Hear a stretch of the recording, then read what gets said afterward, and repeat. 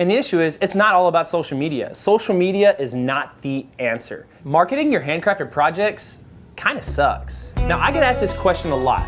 Ryan, how do I market my products? And there really isn't a one-size-fits-all answer, and therein lies the problem. So in today's video, I'm going to address some of the issues that I see in marketing and that I personally went through to help the branding and the marketing of my woodworking projects. And if I can do it, you can do it. Yeah, you Jerry in Omaha, Nebraska, sitting in your garage, looking at your miter saw right now going, what do I do? I got you, bro.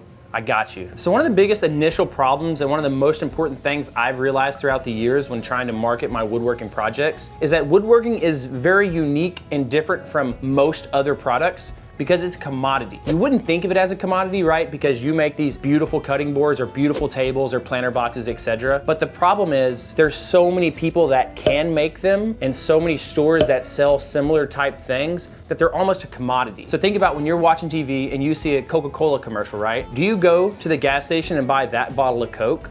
No, you go probably to McDonald's or a place and you're kind of craving Coke, so you end up getting one, right? Branding and marketing works for those big companies for that reason. But when you're showing off a cutting board and somebody sees a commercial or an ad of a cutting board, they don't automatically go and think of you. They go, huh, cutting board, great gift. And they go to their own source, they go to Amazon, they go to Etsy, and they look at thousands of other cutting boards. Or they go to the neighborhood grocery store and pick up a cutting board from there if they really want one for themselves. Understanding how to separate yourself from being a commodity to being an item that is specific for that person is one of the hardest things to kind of wrap your head around. And to me, I kind of learned this the hard way after spending thousands of dollars on ads that all failed, thousands of dollars on marketing that all failed. I just kind of learned like I was almost advertising for other people and not really for myself because of the commodity-based product. So therein lies one of the biggest problems on woodworking that you're gonna have an uphill battle on no matter what, just because you're in the woodworking industry. So if you wrap your head around that woodworking is a commodity-based thing, it's gonna help you understand the next point I wanna get to a lot better, which is your brand. And your brand is the first thing that people think of whenever they think of your products. And the thing that I see most people make the mistake of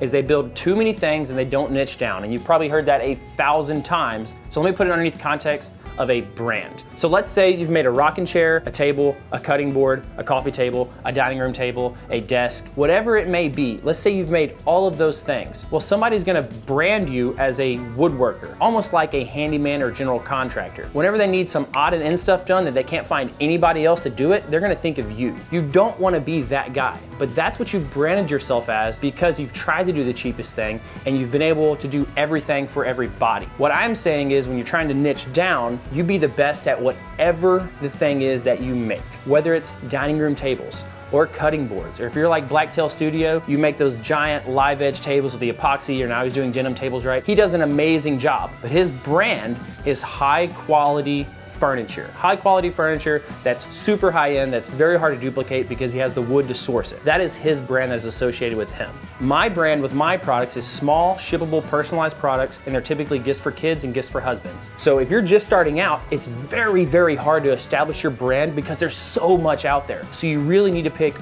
one thing, whatever it may be. You really need to hone that down. And your name matters. If you're called 83825 Woodworking, what do? You have to have a pretty strong reputation in order for somebody to understand what that name means. But if you're Jack's Planter Boxes, automatically they think of Jack's Planter Boxes whenever they need a planter box. That's a good thing. So another problem that people face is because they don't have a clear, concise brand, they don't have any raving fans. 100 raving fans, what does that mean? If you don't have one person that's out there blowing up social media, talking about you, telling their friends about you, you don't have one raving fan. A goal of any business, if you have 100 raving fans, you will then have a business. If you don't have a single person, just get one raving fan. Treat them royally. Make that whiskey smoker. Make sure they absolutely love it. Make sure they post it on social media. Talk to their friends about it. Talk to their other friend that drinks whiskey, or make sure their husband that got that gift talks to his friends about drinking whiskey, and then you have one raving fan. And if you can get one, you can get two, and you build up to 100.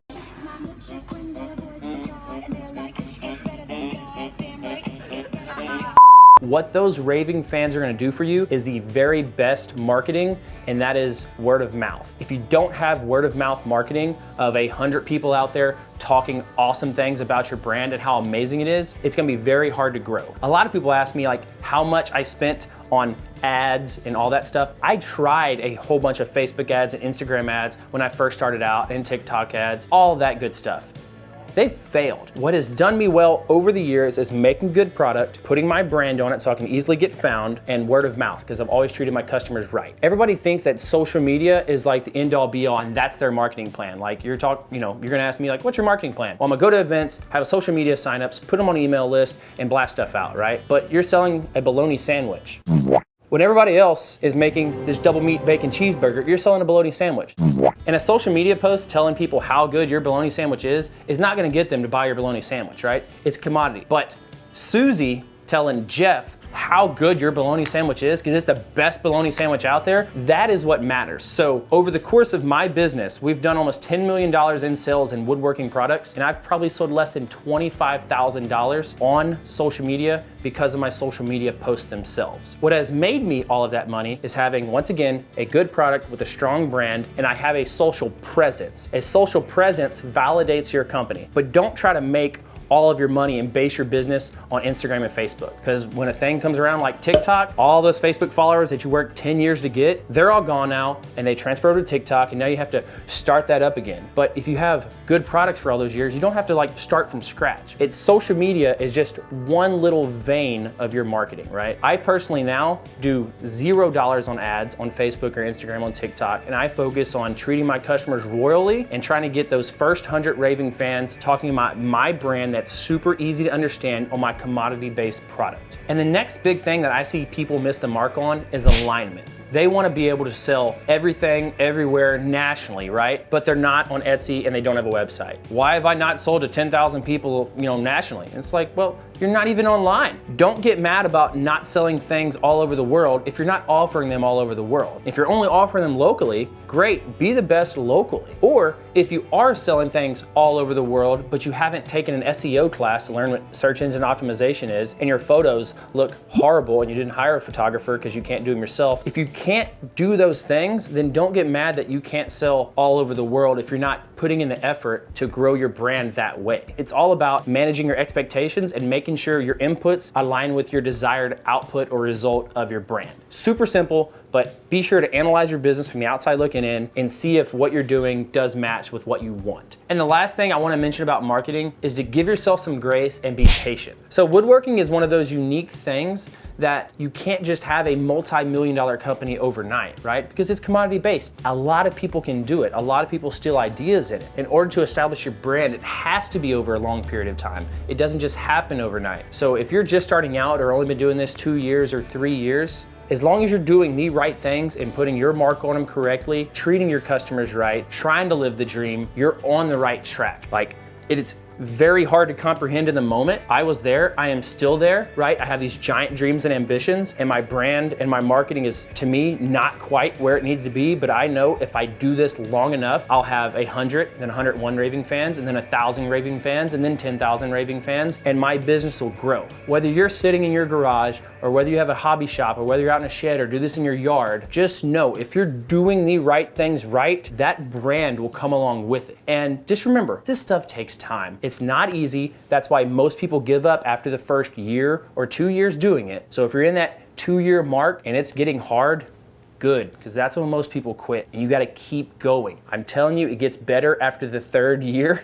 It may sound like a long time, but it gets better. I've been doing this 10 years now, and I've developed a decent brand for my products, and things are starting to fall into place, and I can kind of see the big picture. But it took that long for me to understand this, and so that's why I'm giving y'all this, because I just really hope it helps y'all out there, because it's a struggle to go through what you're going through. Thank you so much for watching. Do not forget to like and subscribe. Leave the comments in the comment section. I'm trying to get to 100,000 subscribers by the end of the year. And remember, if you ain't cutting it close, you ain't cutting it right.